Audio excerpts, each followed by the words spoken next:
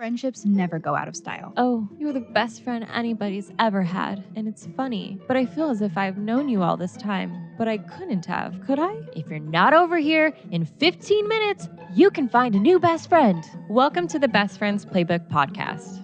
With your hosts, Crystal And Allie. We've known each other for over 27 years, and we're here to share our wisdom on friendships in film, TV, and literature. Grab some coffee, our favorite, and get cozy. Hey everyone, welcome back to, yes, another episode, but this is also our big finale for season 2, and it's a two-parter. The reason why it's in 2 parts is because we're doing Harry Potter. And before you get too excited, we are only doing Harry, Ron, and Hermione. If we did any more, we'd have to do like a whole Forever. season. Yeah, we'd have to do like a whole season on all the characters. It would just be so long. So unfortunately, we're just doing the Golden Trio. I mean, they are the main characters, so it seems fitting. Not unfortunately. We're very excited about it. Yes. It's going to take up so much time. You have no idea. This is Yeah. the best series ever. I mean, besides Lord of the Rings. Yes. Like I feel like the films of Lord of the Rings are better, and then I think I like the Harry Potter books better than Lord of the Rings. Of course. Yeah. Yeah, Lord of the Rings books are just Trees. Lots of trees. lots of words. Lots of words. Trees for days. Oh, dear God. Tolkien. I gave Crystal a copy. I had a copy of the audiobooks with Stephen Fry, and she had never experienced them. So I was so excited for you to go down that rabbit hole of the audiobooks with Stephen Fry. Yeah, so I've actually never done an audiobook until, no, I'm sorry, that's incorrect. I have done other audiobooks, biographies, or, books about people. Like I did the Tina Fey biography, Bossy Pants, which is like my favorite. The Amy Poehler one, and then like some Stephen Colbert ones, but never like a fictional book. Fictional? Mhm. Yes. Yeah. Like a story. I am not an audible learner.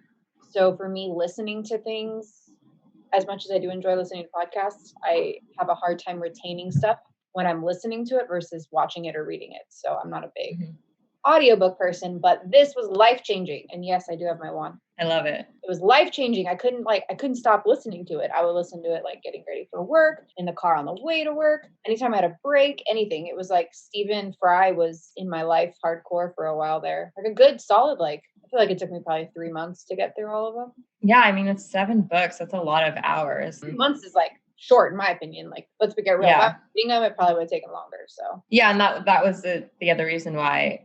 One, I lent it to Crystal because I was like, you have to experience Stephen Fry. He's amazing. Because I also personally don't really enjoy audiobooks. I've tried and I can't get into it. But because Stephen Fry, he's such a good narrator, he gets into the characters and he's exactly like the characters. Yeah, especially like Hagrid is like spot on. I can't even handle it. It's shocking. Like, I understand some of the women he can't exactly sound like, but all of the men, like, it sounded like the movie. It was very odd to me at first. Like, there's no way this is one guy. But the other thing was, I was like, we have to get through 7 books. I don't want to make Crystal, like, as much as she loves Harry Potter, I don't want to make Crystal sit there and read 7 thick-ass books. It's better if she can listen to it, so she can listen to it while she's in the car, she's cooking, doing her hair. Crystal's going to get through them so much faster. Yeah, because, I mean, I have lofty goals for reading, and so do you. I mean, we read a lot, but and I love the Harry Potter books. I think I just reread them like 2 years ago, like the actual books, but it's definitely easier to get through them this way and then also watch the 8 movies. Yeah, which was fun because I haven't watched them in a while, and I feel like I've seen 1 through 4 so many times, but like 5 through 7 are the ones that I haven't seen as many times. And so it was really nice to watch those again. And for me, I have never, it's so funny because, we grew up reading the books as they came out, right? Like, especially I remember the last 2 or 3 books, we were like just waiting for them to come out and then reading them right away. And when the movies came out, I remember seeing them as they would come out because we knew what they were. I had never done it where I read the book and then immediately went and watched the movie, compare them. And all of my friends used to bitch when we were younger, the movies aren't as good. And I will admit, I understand why now, because they have to take out so much from the books, from the books to make the movies. And usually I'm one that, can like set it aside and understand the movie making process. But like in some of them, it was really frustrating to compare it after just reading the book. There are a lot of things that they missed out on. But yeah, like you have the main plot and then you have all this side character stuff, which is like what we really love, but they don't have time for that. So it's definitely heartbreaking. But it's nice to like be immersed in the world through the film. Yeah, and that's what I had to, because I had my husband watch them with me each time, the movies. And after, not even after, like literally in the beginning or the middle of each movie, I'd have to pause it and be like, okay, so like side plot, this is what happens in the book. Like, you don't even know this character, but this character's fucking everything or whatever it was. And I just like go through and explain as much as I could, because for someone like him who has never read the books, he was super confused by a lot of it, especially the movies, you know, like 5, 7. It's really confusing if you never read it, in my opinion. So and very some of the really big important scenes are reduced to like this tiny little 2-line exchange between characters, and if you didn't read the book, you have no idea what they're talking about. So especially like in book 7, like why Harry gets to come back to life is very philosophical and up for interpretation. There's like several different reasons why he gets to live, and Dumbledore essentially says like perhaps. And in the movie you get like 1 or 2 of them, and so if you've never read the books, you're like, why is he alive? I know. Okay, I know we're talking about this like way beforehand, but that scene in the train station when Harry dies, I remember loving it when I saw it the first time, and since then when I've watched it, because I hadn't read the book right before. But having read the book right before and then seeing that, I was like, oh, this seems like not nearly as cool as the book. There's like so many things that are missed and so many like ends that could have been tied up that just weren't. So yeah. Yeah, exactly. So I only get like 2 hours into movies. I understand some of it, but it's still emotionally upsetting. Yeah, but it's okay. The books still make me cry. The books still make me cry. And honestly, I love the soundtracks. Oh yeah, and honestly, you know, some people I'm sure would love them to already redo like the Harry Potter movies, right? Like, but I think that cast was just so perfect that if they did redo it, I just don't know if they could do it any better, because those like characters are the characters. They brought them to life. Yeah. Like I don't think I could have another Sirius Black or a Remus Lupin, because like I'm obsessed with the Marauders.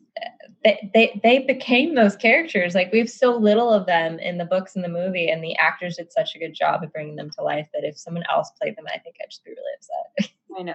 I can't even imagine if there was a new cast. Same with Lord of the Rings, though. Like if people wanted to remake Lord of the Rings, no, it is perfect. Just leave it alone. Well, that's why I'm glad that the Tolkien estate, when they gave Amazon the rights, they said you cannot touch anything that's already been made. You have this chunk of period in history within Middle Earth that you can use, but it cannot mess with what's canon. And I was like, yes. I know, and I can't wait. We never talked about that during the Lord of the Rings. Oh yeah, because it wasn't announced yet. Was it? I don't know. But yeah, Amazon is like making a whole TV series, but it's way before, right? Or is it way after? I don't remember. It's before. I think it's. I feel like an idiot now because I want to have the correct information for this being on the podcast, but no, I read it.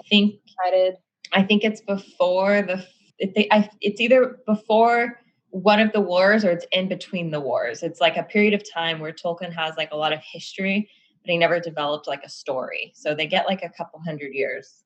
Yeah. I don't know. I'm really excited. I don't even know if they've started doing it, but obviously they did, and then it got put on pause. But since New Zealand has like no cases, they could have been able to go back into production. Well, they better get on that shit, because I'm really excited for that. Right? It's like we need it. And also like they only have so much time, because eventually if you don't use up like the time you have to make whatever you bought it for, like eventually the rights get turned back over to the author estate. And Tolkien's estate, let's face it, doesn't like giving up their shit. So. No, they're very stingy, but I appreciate that though. Just to get your shit together and do it. Yeah. We need it. Anyways, back to Harry Potter. Yes. So let's go ahead and start with book 1, movie 1, The Sorcerer's Stone, or if you're in Britain, it is the Philosopher's Stone. I just want to touch on, like, before we really start, because this is so important, is for yours and I's generation. Mm-hmm. This like book series is like what is like Star Wars to, you know, the 70s or the generation before us. That is what this book series is like. I remember when it came out. I remember when it got banned from public schools and some private schools. I remember the day that I found it in I think I was in like 3rd or 4th grade when it came out. And I remember seeing the book, picking it up, reading the first page and being like super confused and like whatever and put it back down. And then years later, my aunts, it was like literally, I think the first 3 books were out. So we're talking however many years after that. She hands me all 3 and says, you need to read these. They are amazing, you know? And so that's how I really got into it. And so by then I was in junior high, I think. And from that point on, it was like, I couldn't put them down. I would read them on the way to school, on the way home from school. I would just come home and read. It was single-handedly like the series that got me back into reading because I liked reading as a kid. And then, you know, you get to a certain age and it kind of just falls by the wayside. And it was what brought me back into loving reading. So super important. And then, you know, you and I would sit there at slumber parties and just read next to each other. Like just read. Yeah, like about nerds. Crystal and I, we had a routine. It was either A, play 007 on her PlayStation 2, or B, watch Whose Line Is It Anyways, or Gilmore Girls, or One Tree Hill, depending on what was on TV. But always before bed, we were reading. And it was only not Harry Potter if it was because we'd finished it and we were waiting for the next book to come out. But we always read Harry Potter before bed. And Crystal would always be ahead of me by at least like a chapter or 2. Yeah. And I remember, well, there was a few times where you'd be ahead of me, but I just remember like laying on my bed and you're laying on like the trundle next to my bed. So you're like slightly lower than me. Yeah. Over and I'd be like, oh my God, I can't tell you yet. And it'd be like, it just died, you know, or something, because it was the last book. And it's like, oh my God, I wish I could talk to you about it. So yeah, that's like what I remember most about our sleepover later. Yeah, I think you and me got into Harry Potter around the same time because I remember there were 3 books out, and me and my friend Brittany were like, "What's the big deal about this book? Like everyone's obsessed with it. It sounds stupid." Which, mind you, I tend to investigate things that are stupid, and then I end up loving it, which is what happened with Lord of the Rings. But so I got the book 1. I think I got it from like the library or something, and I read it. I kept reading it, but I was like, I don't know what the fuck this cat is doing in chapter 1. I was so confused. Like everyone says these are kid books. In my opinion, like I could have just had low comprehension as a 5th grader, but I feel like I didn't, because I remember at school they said I had good comprehension. These books were more meant for junior high, I feel like. Totally. Like the comprehension was really high for these books. And so I didn't know what was going on in chapter 1, and I thought it was the worst chapter. And now when I reread it, I'm like, I love this chapter. McGonagall's so sassy. And I also think because she's British that some of the words that she uses don't translate as well for us. So I found it, like when I read it now, I'm kind of shocked that I read it and got through some of the like words and stuff that they use. Yeah. It's such a complex story and such a complex world that when I try and get people to read it now, like I've tried 1,000 times to get my husband to read it. And he's like, oh, it's a kid's book. And I'm like, I swear to God, it's not a kid's book. It is literally the best book series ever. There's so much in it, like just so many different storylines, so much action, so much love. I don't know. Make him listen to the audiobooks. Yeah, I know. Well, he doesn't listen to audiobooks. I know. One day he will. I know he will. It's just Stephen Fry will change his life. But I have convinced many a teenager in my after-school program to read it, and they are never disappointed. And not even teenagers, like 9, 10-year-olds. Never disappointed. I still have kids today that are obsessed with it. So yeah, so Harry Potter is special and a part of our friendship and growing up for us. It's just special for our generation. Like everybody. Yeah, it kind of reminds me of like, I'm a little more of a hardcore Swiftie fan, but like we get really excited when we think that Taylor Swift's about to drop an album, and then we like spend the first 24 hours like dissecting it. There were release parties for Harry Potter at like your local bookstore at midnight. People would go and get the book, and they could be there for like 2 hours and have a party, and then everyone would spend like the next 24 to 72 hours like devouring the book and then having a discussion, because like we didn't have the internet back then, so it was like you had to read the book and then you had to go see your friend to go talk about it. So I kind of relate it to that hype. Like the release of Harry Potter books were such a big deal. I know. What's funny is I almost feel like I missed out on those kind of things because I came to them a little later, and because I just like never even knew that was a thing. And yeah, I always found out after the release party happened at like Borders, and I was like, how did I miss it? But I'm sure if I asked my mom, can I go to Borders at 12 a.m. for Harry Potter, she'd have been like, no. Oh yeah, totally. And by the way, Borders doesn't even exist anymore. So that's how old we are. Exactly. So I guess we'll start at the very beginning with Harry and Ron. We won't do Harry's life story. But they meet at at King's Cross, and Harry does not know how to get to 9 3/4, and Ron's family is just so sweet, and they help him get through. And I feel like that kind of helps bond him and Ron, because then Ron gets onto the train and he's like, "There's no other like compartments. Can I hang out with you?" And then he so bluntly is like, "Oh, you're Harry Potter." Yeah, I feel like with Ron and Harry, there's this like a friendship born out of chance, like just like kind of that fate, they met on the platform kind of thing, and then they just carriage, yeah, because I wonder, had he met Malfoy there, would he have been friends with him? Probably. When you see kids at that young age, and remembering myself at that kind of age, you're very impressionable, and you will fucking go with whoever wants to be your friend. And especially someone like Harry, that's brand new world. I'm sure if he had met Malfoy on the platform, and Malfoy had been a bigger dick than when he was like, when they were about to go in to get sorted, like maybe they would have been friends. Who knows? Yeah. Like, I don't know. But I just feel like their friendship is more born out of like a chance meeting than like Hermione, where she just kind of shows up and kind of pushes herself into it, pulls back, and then like pushes herself into it again, and like boom, friendship kind of thing. So I think I'm definitely a Hermione. I feel like I insert myself a lot. You might. I don't know. I've been friends with you so long, I don't really remember. So. I mean, you and I were a chance meeting as Harry and Hermione, but Harry and Ron.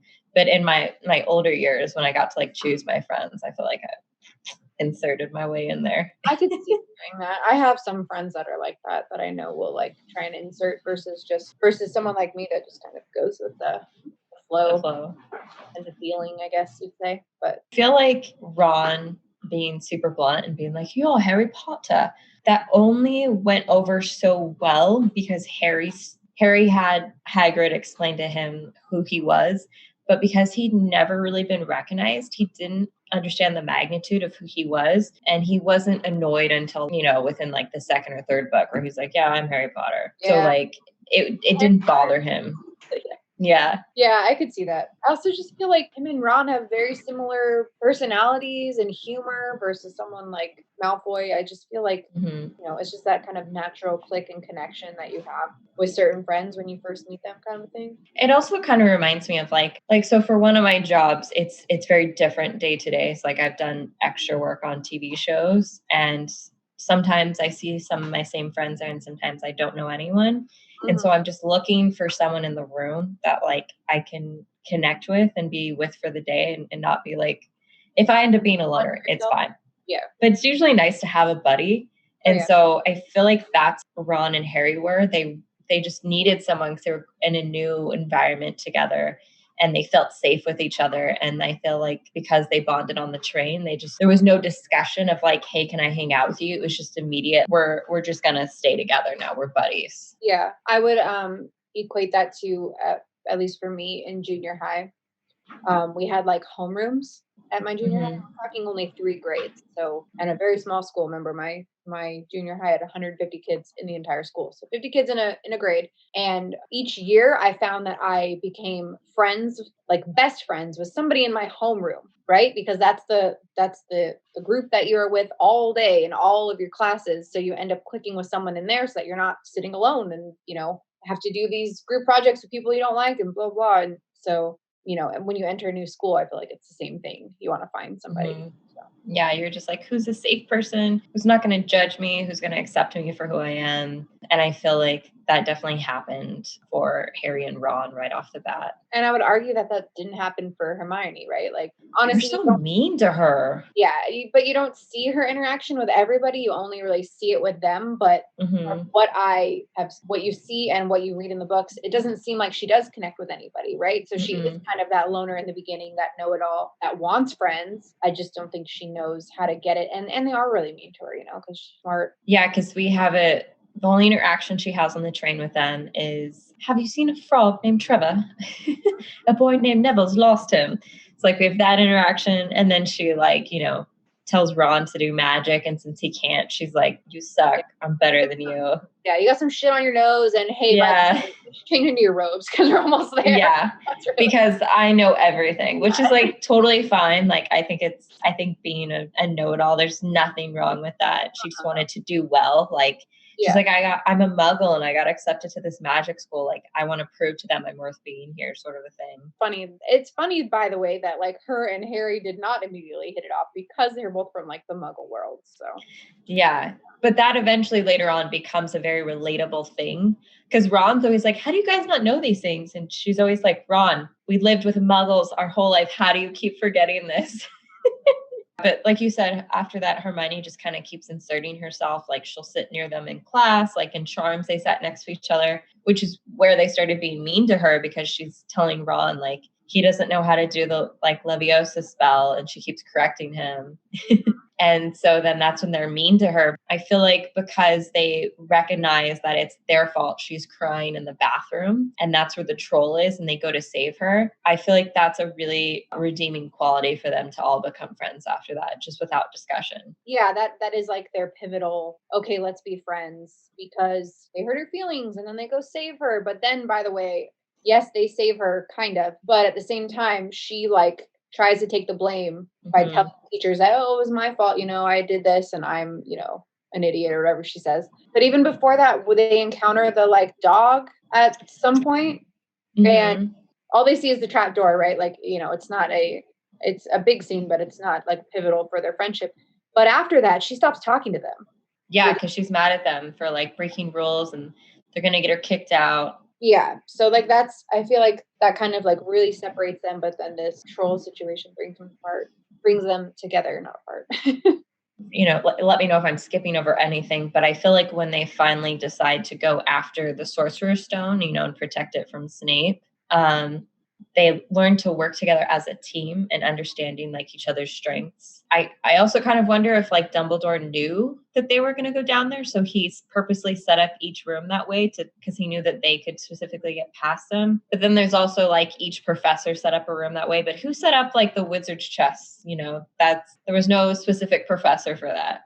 That's a good point. I have no idea who set up the wizard chest. Oh no, wasn't that Dumbledore? Yeah, but still, like, I feel like Dumbledore could have done so many other things. And because I remember like when we reread the books, it's like in book 6 before Dumbledore dies, he says that he always kind of had a feeling that like Harry was always going to get involved in what was happening with Voldemort. Like, that's why he never like suspended him or got mad at him, because this was just the path that he was on. Yeah, I don't think you skipped anything, by the way. Like, that's entirely when I summed up their friendship in the first book. Right? It's that pivotal moment with the troll. And after that, they're friends. If you notice, after that, it's like no holds bar. She's allowed in. We're all copacetic. Yeah. We're going to go get this Sorcerer's Stone together. And then on the way to it, right, is when they like sacrifice. Ron and Hermione will sacrifice themselves to make sure that Harry gets it, which is like, in my opinion, a really important and like unselfish thing for a preteen to do, right? Yeah. To see that this kid is more important than me or is, can accomplish more than I can in this moment. So I'm going to sacrifice myself so he can move on. It's kind of a big deal for friendship, I'd say. Yeah. And I like that Harry acknowledges that, he could not have gotten through there without them. Like, Hermione gets him past the devil's snare. Sure, he can ride a broom, but I think it was one of the other two that said you're going to have to catch the key. Ron defeated the wizard's chest, but he had to sacrifice himself. And then this scene is not in the movie, which bothers me. But she can't go forward, so she has to go get help. He gets the one poison, so he has to go through it alone. But she's like, no, way to take the power away from the woman, but whatever. Yeah, exactly. Stay here and care for Ron. He fell off his head. Someone's got to do it. I do appreciate that Harry admits that like he couldn't have done it without them. Like, they pretty much did mostly everything. He was just the one that had to deal with Quirrell. And so I feel like book 1 is a really good example of showing them be there for each other and have each other's backs and see what each other's strengths are. Mm-hmm. And like super key, important, whatever you want to call it, quote is when Hermione says there are more important things like friendship and bravery, right? So, I mean, we all know she's smart enough to realize that, but to put it into words and make it very clear that like she really values them as friends, I think is important and nice to hear. So.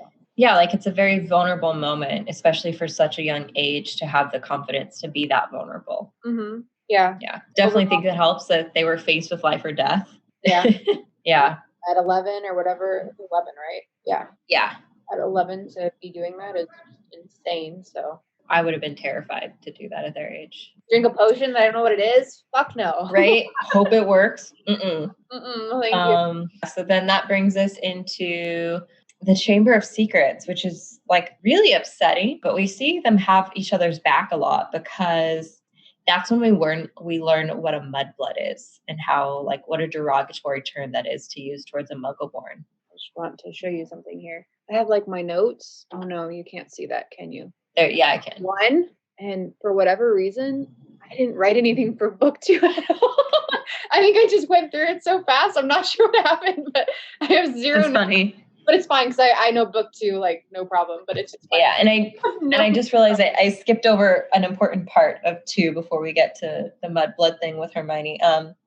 I love that Ron and his brothers basically say, we don't care if we're going to get in trouble. We've not heard from Harry in ages.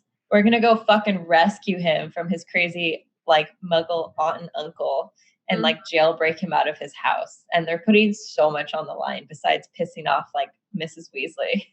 That was in 2 where they take and rescue him from the window? Yeah, because remember, Dobby is blocking Harry from going back to school, so he has all his letters, and then him and Ron get in trouble for taking the car to Hogwarts because Dobby blocked the what's it called? The platform. Right. Yes. Yeah. Dobby's keeping his letters, right, from his friends. Yeah. So Dobby's like, Harry Potter won't want to go back to Hogwarts because his friends don't care about him anymore. False. Yeah. Not true. What's funny is that actually like happens later on too, because later on they like are forced to keep secrets from Harry. So Harry's all every fucking summer he's just pissed. I don't get any mail from my friends. I know. Kind of thing. Yeah. I'm in the dark. Yeah. We'll get into the emo Harry days. They're bad. There's an example of like an adventure with Ron where Hermione's just like not a part of it at all. Yeah. Down the platform, having to fly to Hogwarts and almost die in the Whomping Willow.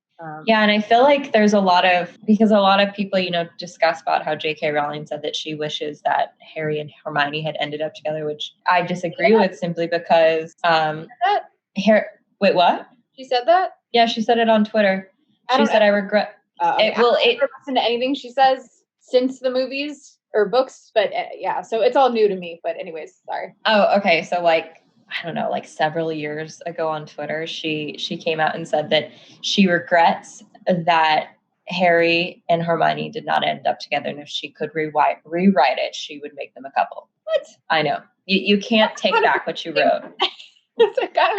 And also, like, it makes zero sense. I mean, this has to do with like their friendship too, in my opinion. Harry and Ron have a lot of time together that Hermione's not involved in. And then there's so many times where Hermione gets to the Weasley's house at the beginning of the summer and Harry's not there till after like his birthday. Yeah. So there's a lot of alone time with Ron and Hermione without Harry. Yeah. And even later on when they become prefects. And which, by the way, I wasn't going to bring that up till like, I think it's book 3 or 4, whenever. But yeah, Hermione like goes and spends like the end of her summer. No, it's before that because it's definitely for the wizard, the cup. Oh man, my brain. Oh yes. Yeah, it's. I feel like it's from. I almost think it's from like book 3 on, where she always like goes and spends like a week or 2 right before school starts at Ron's house, which, and I wrote it in my fucking notes, would never happen in my life. Like my mother would never let me spend the night at any guy's house. Doesn't matter if he has 15 girlfriends, it's not going to happen. Like if he's my friend, no, it's not going to happen. So that's weird. Yeah, I had some friends growing up where that was okay for them, but my mom was more like if they need to sleep over, they sleep downstairs on the couch, sort of a thing. Yeah, but even so, I can't imagine your mother being like, "Oh yeah, you can go hang out at your man friend's house and sleep over." No, I had a curfew, and then one time, one of my boyfriends accidentally fell asleep And so like we woke up at 6, we were like, oh shit. My mom thought it was hilarious because she knew nothing happened. My dad was like fuming. Curious. Yeah. But yeah, so there's all those separate moments between them. And so like I feel like that's why they're the three of them are friends, but they have like their own separate friendships with each other because of the different amount of time they get to spend together. And I feel like with Harry and Ron, they get in trouble with each other a lot more than Hermione gets in trouble with them. Yeah, and it's also like Harry and Ron are dudes, so like they sleep right Mhm. next to each other in their dormitories, right? They can Yeah. have like sleepovers at each other's house, like if they could, it's different because they're the same sex, right? They can be, or they can't, not that they are on the Quidditch team together, right? So they're getting that alone Mhm. time. It's just a totally different experience when it's the same sex versus not the same sex, which we talked about in the last episode. But also, I mean, that's why Ginny and Hermione end up becoming so close because they're in the same dormitory together. exactly. And on top of that, I just want to say that when there's a threesome friendship, there is always times where it ends up being just like two of you waiting on the third, or the third one can't show up or whatever. And like I said, working with children as I do, I see it all the time.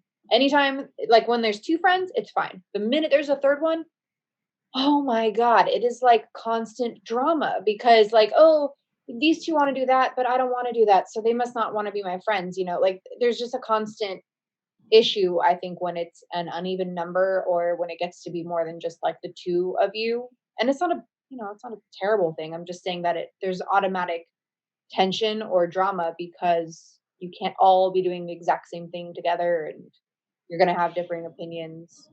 You're going to have like together. We'll get into it more in the fourth, but there's a lot of side taking that happens between them. Like Ron gets mad at like Harry, and then he thinks Hermione's on her side and on his side. Oh yeah.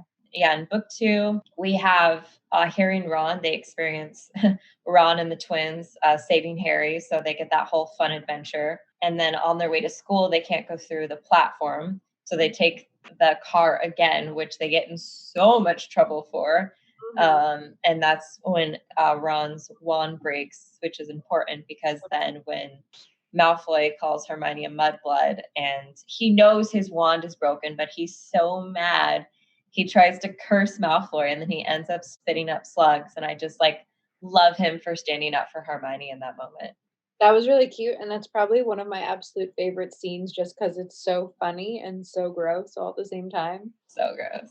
He's the guy that plays Ron, Rupert Grint. right? He's so funny. And So funny. Like just as an actor, he's hilarious. So he does such a good job. Like I think Ron is one of my favorite characters just because like he just understood Ron. He understood the comedy of Ron. Like he's really good. Let's face it, like Ron is like just a sad sack. Like he's just like, Yeah. he's not number one at anything. He's never gonna be number one at anything. But dude, it breaks my heart. Like yeah. And I feel like that makes him like just even more lovable because he just tries. Yeah. Except for homework. He doesn't try at, but everything else he tries at. He's the sidekick. He's just got to accept who he is and be okay with it. So we have that whole mudblood situation happening. And then obviously once Harry discovers like what a mudblood is and like what a derogatory, hurtful term it is, he obviously 100% has like Hermione's back and he's always leering at Malfoy. And then I like that Hermione is finally like on their side. She's okay with breaking school rules. They create a polyjuice potion, which is like super against the rules. So they can spy on Malfoy. And she definitely took one for the team when she turned into a cat. Yeah, that was weird. In the book, she spends so much time in the hospital wing after that. Like, a solid like month or two, I think it was, but not in the movie. Oh, I know. That was also the weird thing, like reading the books and then watching the movie. I'm like, it feels like it's only been a week since this happened. It was like 2 months in the book. The timeline is off. I was definitely bummed though which I mean, I guess it's realistic and understandable, but that Ron and Hermione didn't believe Harry for hearing voices. Like they didn't think it was real. But Harry's life is weird, so I feel like they should have taken his side a little bit, that whatever he was hearing had to be real. Yeah, they don't know that he can speak parcel mouth yet. Parcel mouth? I think both are It's correct. So I don't think they know that he can do that yet, though, right? no, but I feel like Harry's in his life is just so weird. Like, if he's hearing voices, like Hermione puts him down and says, like, it's never good to hear voices, even in the wizarding world. So he doesn't tell Dumbledore. And because she puts that seed of doubt, like, had Dumbledore known sooner, he might have had an idea sooner of what was going on. Yeah. I will say that I like that you brought it up right before we were talking about this, but that Ron, it always there's a bug on my desk. I don't know where it went. I don't know where it went. It was tiny. Ah! It was tiny, but anyways, that Ron after the first book, right? You know, they make fun of her and Ron makes fun of Hermione and stuff. But after that, he always sticks up for her, right? Anytime someone like makes fun of her, calls her a name, blah blah blah. If you notice, I feel like he always sticks up for her after that, right? Like there'll be petty shit in between them, you know, where he's like, "Oh, you just want to make out with Victor Crumb, blah blah." But like out in public, It's just sexual tension. Yeah. But like out in public, I don't think that he's ever like anytime that somebody attacks her, he always sticks up for her after that, you know? Mm-hmm. Right? Am I right? Yeah, sorry. Chubby also had an opinion. I got distracted. Oh, sorry. Okay. No, you're totally right. And I feel like it's really funny how we are first introduced to Ron hating that Hermione's a know-it-all, but then it becomes like a cute quirk about her that he teases her for, but he will not let anyone else judge her for that. And he knows that's what makes her remarkable and how she always saves their ass. So yeah, I feel like after that point, he definitely realizes like what a smart, wonderful human being that she is. And he respects that and he protects her at all costs. Not only does he respect it, and this part irks me, he uses it. He's such a fucking brat. Use her for homework, use her to copy shit, blah blah blah. Like that part irks me because like I feel like a good friend would not do that shit. But she also, you know, enables him, so that's her own problem. But she also likes the attention and affection that she gets from him because like I'll admit I had this friend in high school who like he had a bad home life and so he like wouldn't do his homework, but I really wanted him to graduate, so I would let him copy my science homework so he wouldn't fail the class. And like I also had like the tiniest crush on him, so like whenever he appreciated that like I did something good for him, I like it meant a lot. And so I feel like that comes from at a young age not understanding like what respect and appreciation is. And so like whenever he was like, "Oh, Hermione, you're amazing for letting me copy or you doing my homework," she took it as like a form of love, which yeah, totally. Yeah, and it's icky.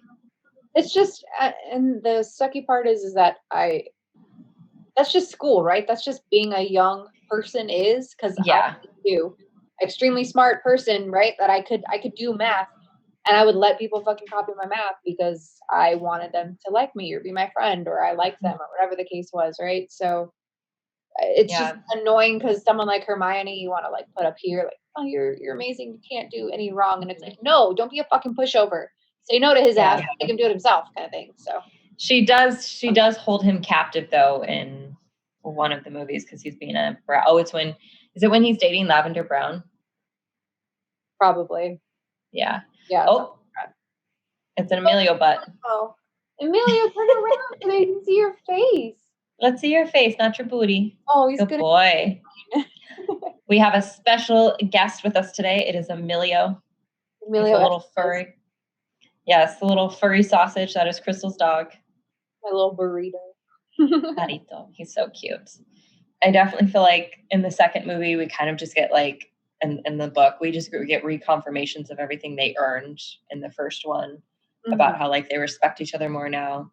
And, you know, obviously like Hermione's a part of the team, so she's doing everything to help them to solve this mystery about the Chamber of Secrets. So much so that it gets her put in the hospital, but at least she was smart enough to have a mirror. I do feel like she misses out on the end though because of it.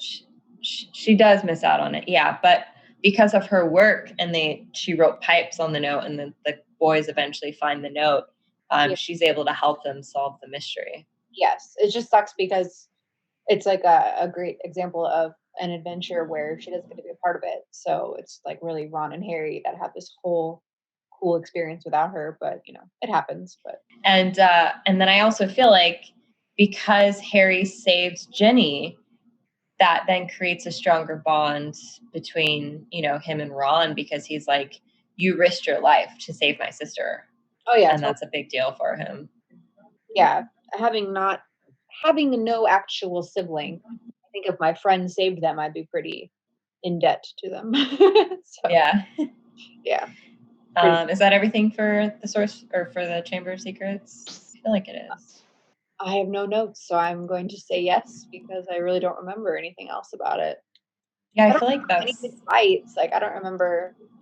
I don't think they really fought in the second book all that much. I mean, the most was just telling Harry, like, you're not hearing anything. Stop being, crazy. The whole with the spiders in the forest. Where's Hermione during that? Is she already in the hospital, or is she's in the hospital during that time? They get yeah, she's in the hospital, so they have to go follow the spiders because Hagrid got taken away. Okay. Yeah. Yeah. So she's not poor Ron. So I guess that's a big deal on Ron's part because he goes in there knowing that he has like, what's the phobia called again when you're afraid of spiders? Phobia. I have it. I would never.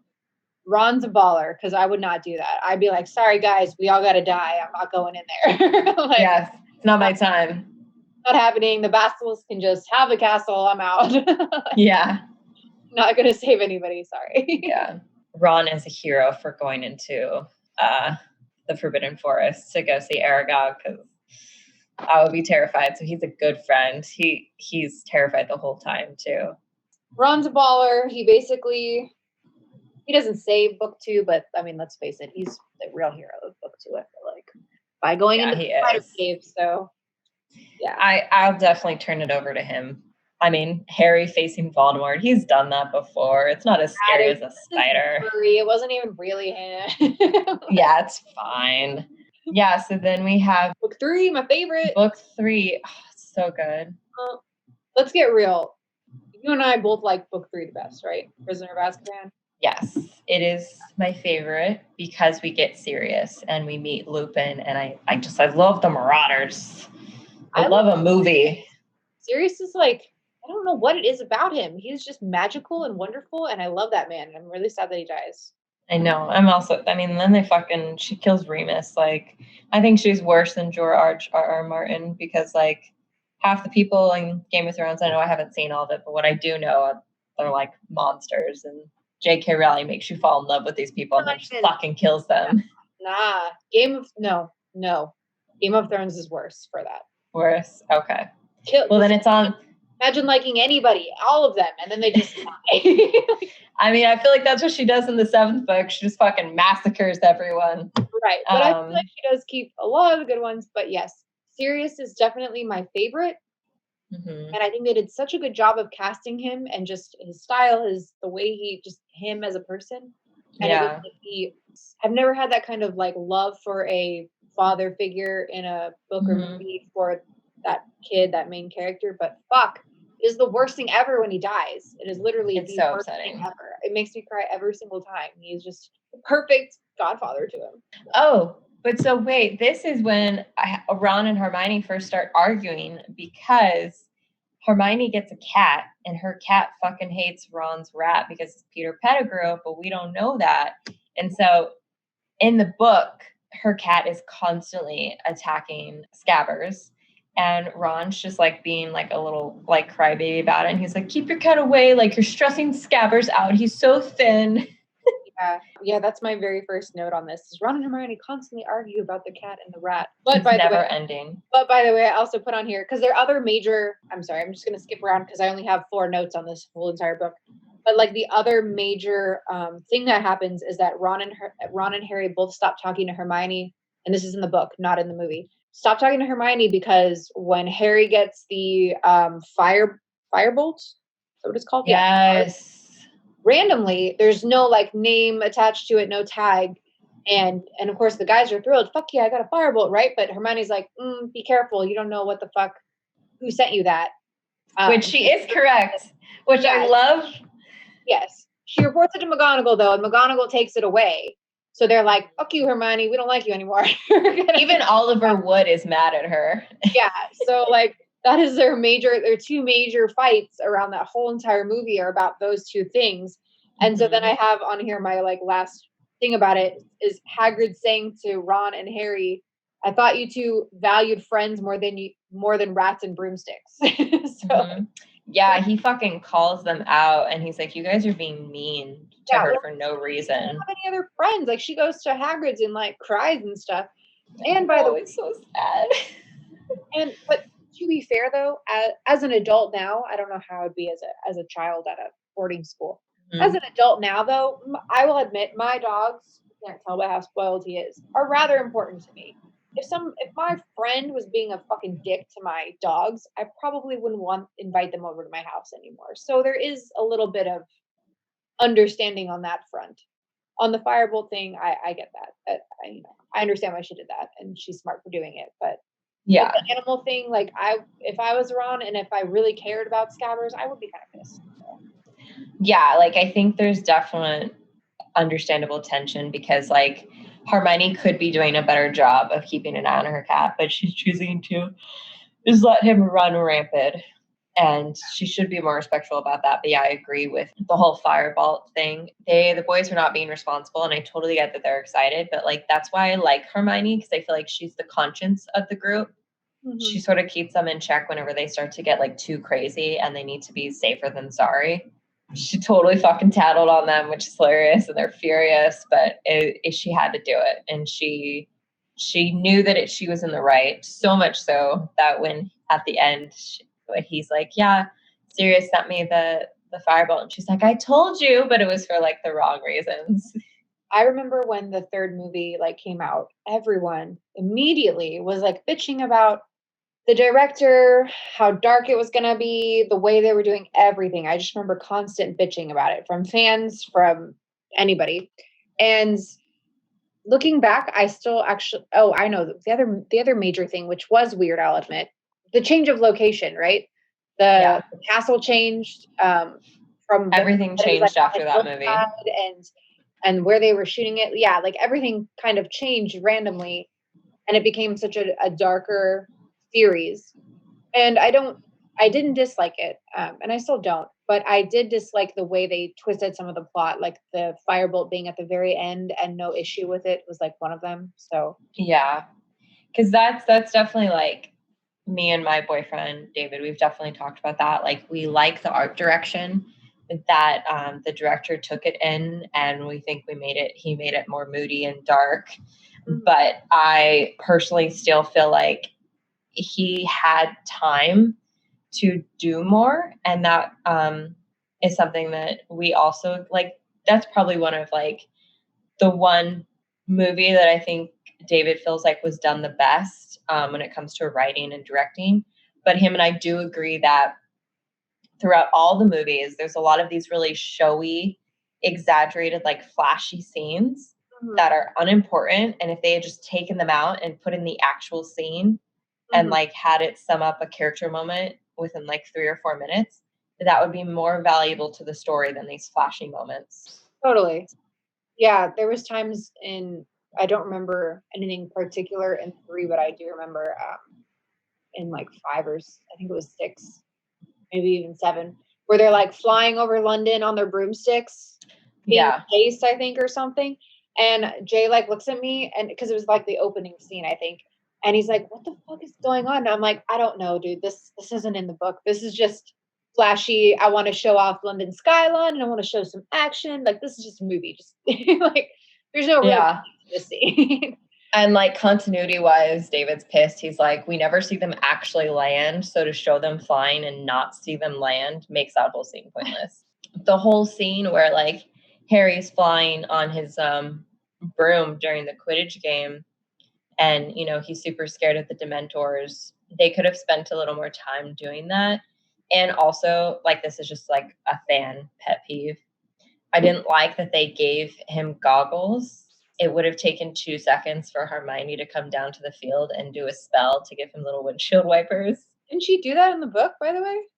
She does, but she doesn't do it Yeah. in the movie. Okay, And that's the point I'm making, is that like there's these little like moments between, you know, like Hermione and Harry where she's always helping him out in clever ways to be more successful, and they're just minimal moments, but we just don't get them enough in the movie. Yeah. I did really enjoy the third book, the way it was directed. I much prefer the like art direction from there on, the darker. I think it's better that way, more darker and moody. Yeah, a little more eclectic, a little less kid friendly. So I do like that about it. But yeah, I think that's the only really major riff in their friendship is Ron and Hermione are fighting about the cat and the mouse rat, which again, Hermione was being unreasonable, and then they get mad at her about the firebolt and stuff. But I feel like they eventually come together, and it's like when Ron, you know, he's like on the bed and his leg's broken and stuff, like Hermione's over there protecting him and everything. And so it's kind of then just becomes like Harry's moment of trying to find out the truth and everything. Yeah, I will say though that I think it's very clear in that movie that Hermione really feels like Harry always sides with Ron, which I do too. I felt that. Yeah. He absolutely does. Anytime that they are having a tiff, like Ron and Hermione, you'll notice that he is always talking to to Hermione about it. Just forgive him, just move on, blah blah blah, just do this. Yeah. It's like, why don't you go fucking talk to Ron about any of this? Like, he holds a grudge just as much as Hermione does. He's just as pissed about his rat as she is about her cat. So, you know, whatever. Yeah, he gets like pissy about them arguing, but he doesn't actually look at what the problem is. He just sides with Ron, and he's like, well, Ron's my best mate. And it's like, no, like your best mate is also Hermione. So actually look and see, you know, who's in the right, and then go tell the other person to like buck up and apologize. Yeah. Which I think is just another part of being in a like threesome friendship, is I feel like there's always that third person that's too afraid to take sides, or like kind of will, but I don't know. I think in a way, he kind of has to take her own side because he has to sleep next to the guy and blah blah. But at the same time, like, they have tiffs later on that are much bigger. So I do feel like though when they have those bigger ones later on, that Hermione actually does a much better job of going in between them and not just being friends with one if she can help it. Usually one will push her away, but I'm just saying, like, she'll actually try and play both sides and help it out versus just be on the one side and think it's all that person's fault. Yeah, she works very hard to be very objective, which we'll see in book 4. But a last thing about book 3 is she also kind of saves the day in the third one, in The Prisoner of Azkaban, because if she wasn't taking so many classes and having her time turner, she wouldn't have been able to save Buckbeak and Sirius, which also proves even more how good of a friend Hermione is like, not only is she trying to protect Harry and Ron from, you know, Sirius Black if he sent the firebolt to Harry, she's also spending all this extra time helping Hagrid with his case for Buckbeak, and those two just like flew to the wayside and became lazy. Oh yeah, if I could like name a heroine or a hero of book 3, it's entirely Hermione. Like, yeah, without that time turner and without her leading Harry through that entire like going back in time sequence, he would have blown himself up. He had no idea what to do. Like, let's face it, Harry's smart, but he can also be an idiot sometimes, and that's a great example of him being like, "What the fuck? That's me. What do I do?"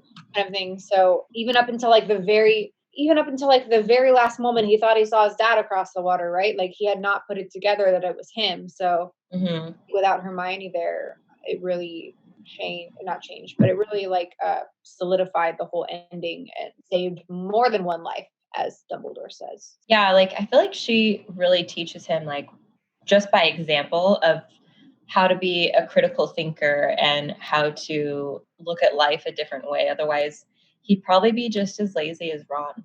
Yes, and not just a critical thinker, but one that does well under pressure, right? Because Harry, there we go. Thank you. Like, he does do well under pressure, but there is a like doing well under pressure in a physical sense and in a mental sense, right? So she's over here like kicking ass in the mental sense, whether she's under pressure or not, and he's over here kicking ass in the physical sense, under pressure. And I feel like he learns a lot from her in that sense to make him a better person, to make him better Auror one day. So for book 4, this is when things start to get like really heated because lots of sexual tension. Lots of sexual tension, and then also Harry accidentally gets put into the Goblet of Fire. Ron doesn't believe him, and Hermione has to explain to Harry, like, you are the shiny hero. You've always saved the day. You even saved his sister. Like, he's jealous of you, and this is why he's upset right now. And so Hermione is trying to tell Harry, like, have some compassion for why he's being a jerk. And I really love her for doing that. But of course, Harry's just like, no, fuck him. Yeah. He's a total brat, but that Hermione definitely tries to stay in the middle between them. And she's also just really understanding. Like, she meets him outside of the dormitory and she's like, she brings him toast and she's like, do you want to go for a walk? And he's like, oh my God, thank you. He's like, I don't want to be around anyone. And she just like totally got that and understood it without him having to like tell her. So with the 4th movie and book, it's so hard because it's my least favorite, probably, I would say. And I'm not even necessarily sure why, but I really, really love the beginning with the World Cup, right? I have no idea. World Cup is so cool. I have no idea because I really don't like books that much. But for whatever reason, I really like the World Cup sequence and the kind of chaos that happens afterwards with the like attack and the dark mark going up in the air and stuff. But I really hate the Triwizard Tournament, oddly enough. So I don't know. It's such a hard movie. I hate that they kept out all of the stuff about Hermione and like the stuff. That really irked me in the movies because it is it's not just such a huge plot point for 4, but it carries on into other movies, right? And it like spans out across the series. Yeah, they don't even touch on it at all. So talk about taking out an entire subplot of Hermione as a character and fighting for rights for a lesser being to wizards, right? To what they think. And I mean, they also take out like Hermione is helping Harry nonstop to learn how to do all these curses and jinxes for the tournaments. He doesn't know how to do any of these spells, but she does. And she's helping him nonstop. Like they're practicing in charms class all the time, and they don't put any of that in the movie. Yes, and that's annoying because he doesn't have the skill, right? But she does. She knows all these things. She should be fucking doing it, in my opinion. But whatever. That's a whole different thing. But I'm just saying, if he's operating at a 4th year level, she's already operating at like a 7th year level. So like, yeah, and it just like they could have even just done once, like 1 or 2 scenes of it, like, or they could have done a montage. A montage takes like 5 minutes. It's not like very hard. Yeah, exactly. And it really solidifies like Hermione doesn't want him to die. She believes him that he didn't enter himself. And she's not going to get upset at him like everyone else is. And she's going to be there for him no matter what to make sure that he comes out of this thing alive. I think it's the biggest thing. It's Ron doesn't really come around until he sees how dangerous the first task was. And he's like, you'd have to be fucking mental to put yourself in that tournament. Yeah, and that really irks me because I feel like I understand like you want to be macho and ego, but it's just like such a big wedge driven in between them because he thinks that Harry put himself in the cup and got picked. Like, why don't you believe him? I don't know. Aren't you guys supposed to be good friends? Like, fucking let it go. Yeah, you should take his word. Yeah, and also, he's Harry Potter. Like, weird shit happens to him all the time in the past 3 years you've known him. Like, yeah, and in the book, by the way, there are so many other obstacles to even get your name in the fucking cup, right? They don't show half of them in the movie. So the fact that he still thinks that Harry somehow tricked it and got in there, it's like, how in the hell would he have ever done that, right? Like, come on. Even his brothers, even George and Fred couldn't do it. So yeah, get over yourself. Just drop your ego and be cool with it. And yes, he's cooler than you, right? Because he got in the fucking cup, but who cares? Like, obviously he didn't want it.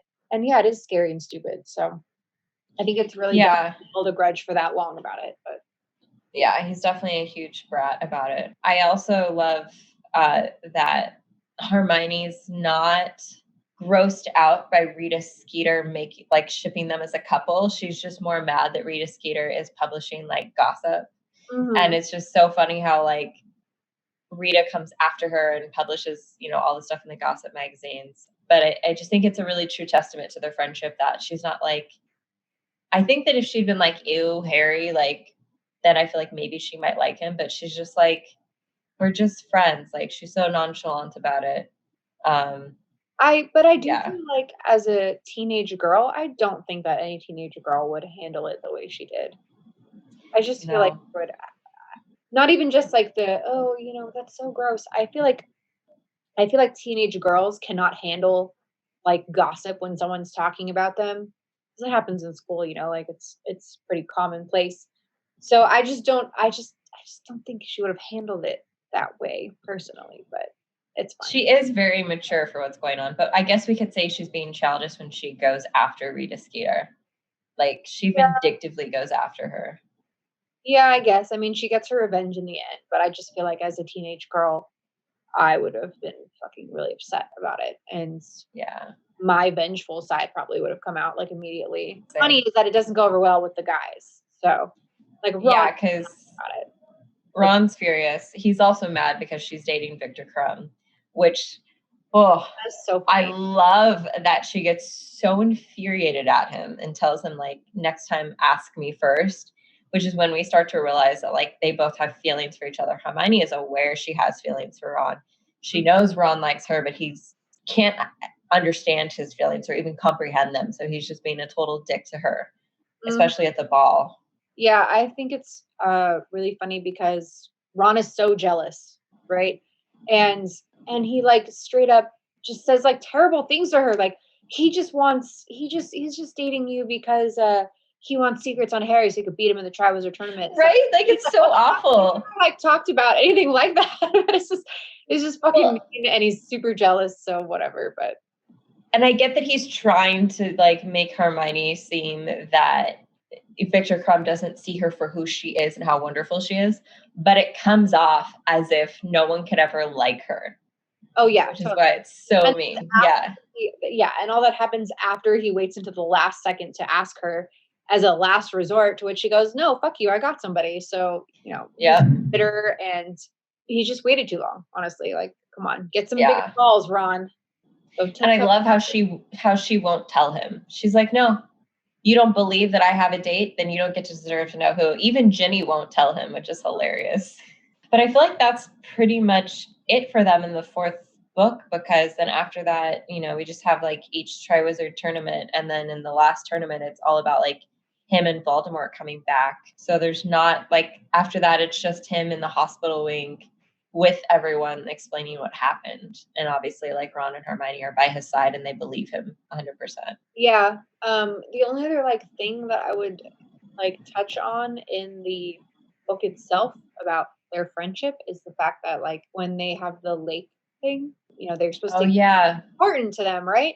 Well, Harry gets down there and it's like the chick that he wants to bang, basically. What's her name? Cho Chang. Cho Chang. Hermione's down there. Ron's down there, right? Who's Ron down there for? Ron's down there for Harry. Oh, that's right, because Cho's down there for the other guy. For Cedric Diggory. Yeah. Yes, and then the sister of the French girl. But I know her name's Fleur, but I don't remember her sister's name. Fleur Delacour. Delacour. I say Delacour. But yeah, it's just funny because like Harry's down there, and it's like, oh, my two best friends and the girl that I want to date. So that's awkward. How do you choose? And he doesn't want to choose. Yeah. Him almost dying trying to pick them all, save them all. Yeah. He also like obviously he doesn't have to save Hermione because Victor Crumb gets her right away, but he was about to do it. He also helps Victor Crumb by like hexing one of the mermaids.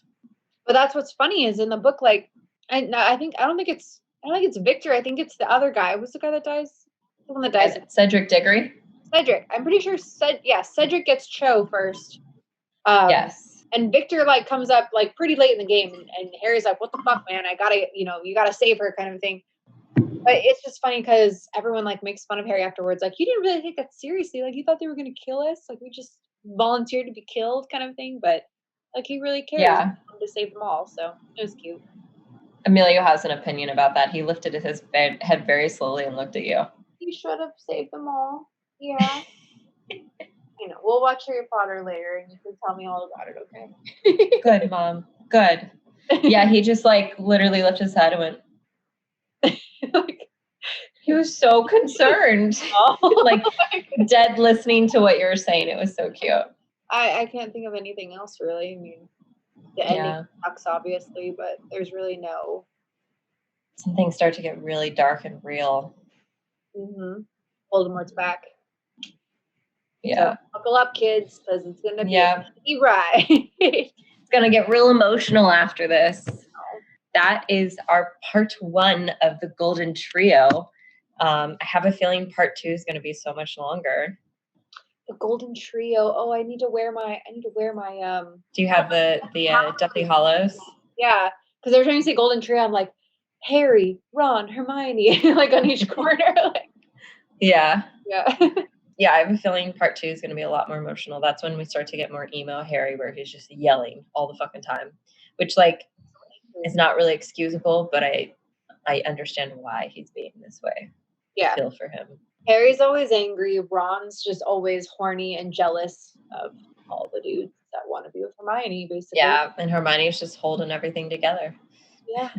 Hermione's the glue that holds it all together. That's right. Yeah. I hope you guys enjoyed this episode. If you're watching this on YouTube, I got Crystal these cute mugs. I'll bring mine next time. I mean, I'll use mine next. It's in the cupboard. I could grab it, but mine is just here. It has old matcha in it. It needs to be washed. But and it says always sisters. So I bought this for her birthday. It was funny. So you can customize these, and I was struggling because you could put coffee cups in here, but I was like, I want us to have our Harry Potter wands. That's also very important to me. So I went with wands. Totally. And I'm assuming that like the hair colors were too close together. So the hair colors were really hard because like you have like an like you're not exactly brunette and you're not blonde. I used to be brunette. Now I'm like So and I found one that was kind of ombre, but it honestly just looked like a dirty urine gray. Like no offense to the artist, it was just weird. And when I gave you brunette, it just didn't. I was like, but this isn't her hair color. So on top of that, I feel like it's too similar. Like, how can you tell us apart, really? Yeah. So I kind of just went with like more of the hair colors that we had as kids. Crystal was a blonde as a little girl. I was a strawberry blonde, as they used to call it. Oh, and this is Professor Severus Snape. If you're watching the video, if not, I'm holding him. He's my black kitty. Oh, Snape. Yeah, we're talking about. Well, we're not talking about you. It's not about you right now. I know. I don't know where Luna Lovegood is. She's probably being aloof somewhere. We'll have to come to the next episode. Yeah, you can listen to our podcast while you walk or do running. That's you. Walk or also I like that. Do running. Yeah, do running. Read Harry Potter if you haven't. Definitely good. Or watch the movies. Watch the movies. David and I have been watching like really old Disney movies. So like we watched 101 Dalmatians. Yeah, and then we're in the middle of Aristocats. We'll probably finish that tonight, and then we're gonna watch The Great Detective next. I just recently watched Princess and the Frog. Yeah, you told me that. I haven't watched that one yet. Because they're redoing the Splash Mountain at Disneyland, which thank God, that ride is so creepy. Yeah, super creepy. But anyways, like the day they announced it, I was like, fuck, I never saw that movie. I had like just gone off to college, I think, when it came out.